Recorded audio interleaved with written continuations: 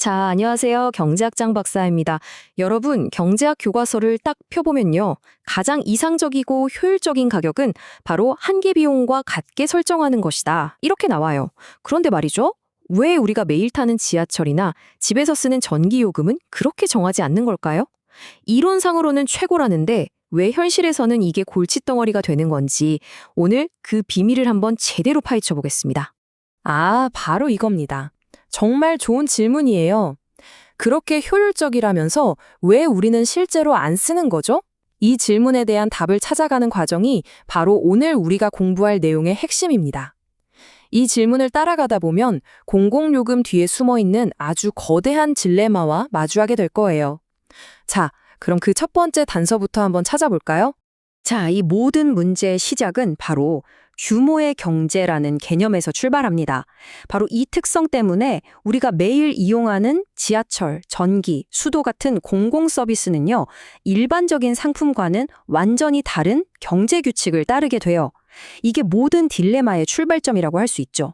규모의 경제라는 말이 좀 어렵게 들릴 수 있는데 사실 아주 간단해요. 많이 만들수록 많이 쓸수록 단위당 비용이 팍팍 떨어진다. 이겁니다. 예를 들어서 수천억 원을 들여서 다리를 하나 지었다고 생각해 보세요. 일단 다리를 짓고 나면 차 한 대가 추가로 지나가는 데 드는 비용 거의 없겠죠. 그야말로 공짜에 가깝습니다. 즉 이용하는 사람이 늘어나면 늘어날수록 한 사람당 부담하는 비용은 급격하게 떨어지는 거예요. 대부분의 공공 서비스가 바로 이런 특징을 가지고 있습니다. 자, 이제 그래프를 한번 같이 보시죠. 이게 좀 복잡해 보일 수 있는데 저랑 같이 하나씩 뜯어보면 전혀 어렵지 않아요. 가로축은 생산량, 세로축은 가격입니다.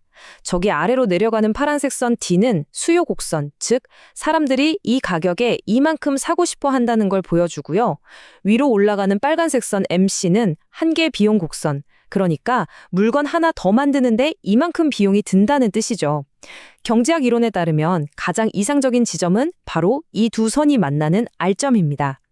여기서 생산량 Q와 가격 P가 결정될 때 사회 전체적으로 가장 효율적이라고 말하거든요. 자, 여기까지는 완벽해 보여요. 그쵸? 근데 여기서 아주 치명적인 문제가 하나 생깁니다. 이상적인 가격이라고 정한 P를 한번 보세요. 그리고 저 위에 있는 녹색 선, 바로 평균 비용 곡선 AC를 보세요. 생산량 Q일 때 평균 비용은 저 위 S점 높이인 P-바죠. 어때요? 우리가 받는 가격 P가 물건 하나 만드는 데 드는 평균 비용 P-바보다 한참 아래 있죠? 이건 쉽게 말해서 팔면 팔수록 손해보는 구조라는 뜻입니다. 네, 바로 이겁니다. 이게 핵심이에요. 규모의 경제가 존재하는 산업에서 가장 효율적이라는 P는 MC 원칙을 그대로 적용하는 순간 그 기업은 무조건 필연적으로 적자를 볼 수밖에 없다는 거죠. 사회를 위해 좋은 일을 하려다가 망하게 생겼어요. 다시 그래프를 보시면 저기 노랗게 칠해진 사각형 보이시죠? 저 면적이 바로 이 기업이 고스란히 떠안아야 할 손실, 그러니까 적자 총액인 거예요. 이러니까 정부가 효율성을 위해서 무조건 한계 비용으로 가격을 정하세요 라고 강요할 수가 없는 겁니다. 그랬다간 기업은 망하고 서비스는 중단될 테니까요. 그럼 도대체 어떻게 이 딜레마를 풀어야 할까요? 자, 그럼 어떻게 해야 할까요? 이 골치 아픈 딜레마를 풀기 위해서 경제학자들이 여러 가지 해법을 고민했는데요. 완벽한 정답은 없지만 그래도 꽤 흥미로운 아이디어들이 있습니다. 한번 같이 살펴볼까요? 크게 보면 한 4가지 정도의 방법이 있어요. 정부가 세금으로 직접 메워주거나 가격 자체를 좀 손보거나 아니면 요금 체계를 아주 교묘하게 설계하는 거죠. 세금으로 손실을 보전하는 방법, 평균 비용 가격 설정, 가격 차별, 그리고 이부 요금제 하나씩 차근차근 뜯어보겠습니다. 자, 첫 번째 방법. 아주 간단하고 어떻게 보면 가장 화끈한 방법입니다. 그냥 효율적인 가격 P는 MC는 그대로 놔두고 거기서 발생하는 손해는 정부가 세금으로 다 메워줄게 하는 거죠. 일단 경제적 효율성은 그대로 지킬 수 있으니 가장 이상적으로 들리기도 해요. 이 방법의 장점은 아주 명확하죠. 경제학적으로 가장 이상적인 P는 MC, 이 효율성을 그대로 지킬 수 있다는 거예요. 하지만 단점도 만만치 않습니다. 공기업 입장에선 어차피 손해나면 나라에서 다 메워주는데 뭐하러 아꼈어 하면서 방만하게 경영할 수 있겠죠. 이걸 도덕적 해이라고 하고요. 또 이 손해를 메우려고 걷는 세금 자체가 경제의 다른 부분에서 또 다른 비효율을 만들어낼 수도 있습니다. 자, 그럼 두 번째 해결책은 뭘까요? 이건 첫 번째랑은 정반대의 접근법입니다. 정부 세금에 의존하지 말고 기업이 스스로 손해보지 않도록 가격을 올리자는 거죠. 한마디로 재정적 자립을 최우선으로 생각하는 방식입니다. 자, 다시 아까 그 그래프로 한번 돌아가 보죠. 이번에는 가격을 저 밑에 적자가 나는 P가 아니라 저 위 평균 비용 곡선하고 수요 곡선이 만나는 S점 있죠. 거기까지 가격 P바를 올리는 거예요. 이렇게 하면 기업의 수입과 비용이 정확히 똑같아져서 적자가 완전히 사라집니다. 재정적으로는 정말 완벽해 보이죠? 하지만 여기서 우리는 아주 중요한 무언가를 잃게 됩니다. 바로 이 지점에서 우리가 아주 중요한 트레이드 오프, 즉 상충 관계에 딱 부딪히게 되는 겁니다. 한계 비용 방식으로 가격을 정하면 효율적이지만 적자가 나고요. 평균 비용 방식으로 정하면 적자는 안 나지만 비효율적이게 되는 거죠. 왜 비효율적이냐고요?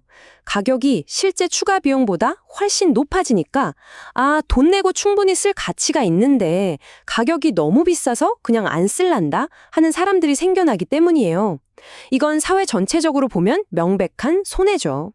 자, 세 번째 해결책은요. 여기서부터는 조금 더 머리를 쓰는 좀 더 영리한 방법들이 나옵니다. 모든 사람한테 똑같은 가격을 받을 필요가 있나? 사람마다 혹은 사용량마다 다르게 받으면 어떨까 하는 아이디어에서 출발하는 거죠. 이거는요, 우리 집 전기요금 고지서 생각하시면 바로 이해가 돼요. 처음 쓰는 전기에 대해서는 요금을 좀 비싸게 매기다가 특정 사용량을 넘어서는 부분부터는 요금 단가를 확 낮춰주는 경우가 있잖아요. 이게 바로 가격차별의 일종인 구간별 요금제입니다. 필수적인 사용량에는 좀 높은 가격을 매겨서 기업의 적자를 메우고 그 이상 추가로 쓰는 부분에 대해서는 한계비용에 가까운 싼 가격을 매겨서 효율성 손실을 줄이려는 아주 똑똑한 시도라고 할 수 있죠. 자, 이제 마지막 네 번째 해결책입니다. 이건 요금을 두 덩어리로 쪼개는 방식인데요. 바로 이부요금제입니다. 이것도 우리한테 굉장히 익숙한 방식이에요. 딱 휴대전화 요금제 생각하시면 됩니다. 우리가 매달 꼬박꼬박 내는 기본료가 있죠. 그리고 데이터를 다 쓰면 추가로 내는 사용료가 있잖아요. 여기서 바로 이 기본료가 기업의 적자를 메워주는 가입비 역할을 하는 거고요.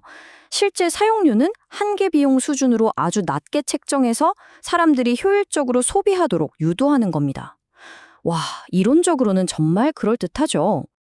와, 이거 진짜 완벽한 방법 같은데, 하지만 여기에도 함정이 하나 숨어 있어요. 만약에 기업이 적자를 메우려고 이 기본료, 즉 가입비를 너무 비싸게 올리면 어떻게 될까요? 소득이 낮은 분들은 그 기본료 자체가 부담스러워서 전기나 통신 같은 필수적인 서비스를 아예 포기해버릴 수도 있습니다.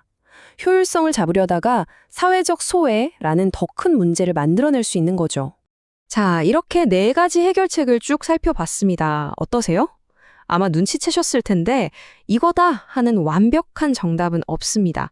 마치 두더지 잡기 게임처럼 이쪽 문제를 해결하면 저쪽에서 다른 문제가 불쑥 튀어나오는 상황이죠. 지금 보시는 이 표가 오늘 이야기의 핵심을 딱 요약해주고 있습니다. 결국 선택의 문제입니다. 우리는 경제적인 효율성을 가장 중요하게 생각할 것인가? 아니면 기업의 재정 안정성을 먼저 챙길 것인가? 그 사이에서 어떻게든 균형을 잡아보려는 시도들은 필연적으로 복잡해지거나 또 다른 누군가를 소외시키는 문제를 낳게 되는 거죠. 그러니까 이 공공요금 문제라는 건요, 딱 떨어지는 정답이 있는 수학 문제가 아닌 거예요. 오히려 효율성, 재정 건전성, 그리고 사회적 형평성, 이 세 가지의 중요한 가치 위에서 아슬아슬하게 줄타기를 하는 것에 가깝습니다. 어느 한쪽으로 조금만 치우쳐도 사회 전체가 휘청거릴 수 있는 정말 끝없는 고민과 사회적 합의가 필요한 과정인 셈입니다. 자, 오늘 긴 이야기 이제 마무리하면서 여러분께 질문 하나를 던져볼까 합니다. 만약 여러분이 우리나라 전기요금을 결정하는 자리에 있다면 이 세 가지 가치, 즉 경제적 효율성, 재정 안정성, 그리고 저소득층을 위한 사회적 형평성 중에서 무엇을 가장 중요하게 가장 앞에 두시겠습니까? 정답은 없습니다. 이 질문에 대해 한번 깊이 고민해보는 것만으로도 오늘 공부는 정말 큰 의미가 있을 겁니다.